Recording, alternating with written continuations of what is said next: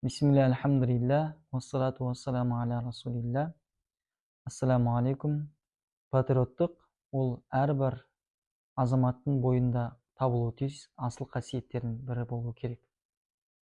Себебі тарихқа көз жүгіртетін болсақ, қаншама ата бабаларымыз елінің, жерінің деген сүйіспеншіліктерін, жандарын пайда еткен. Және де асыл дініміз исламда да ардақты пайғамбарымыз, ол кісіге Алланың игілігіне сәлем болсын, патриоттық сезімдерін жоғары қоятын болған. Мәселен, айтатын болсақ, ардақты пайғамбарымыз Меккеден Мадинаға қоныс аударып бара жатқан кезде өзінің еліне деген, жеріне деген сүйіспеншілігін: "Уа Мадина қаласы, мен сені жақсы көрем, және де сен де мені жақсы көресің" деп, өзінің еліне деген, тіліне деген, жеріне деген сүйіспеншілігін білдіретін болған.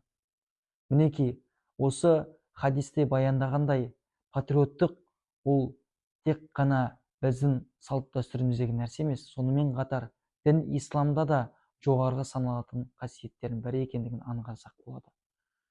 Сол себепті де Қазақстан елінде тұрып жатқан әрбір ер азамат, әрбір азамат патриоттық сезімдерін жоғары қою керек деп түсінуіміз керек.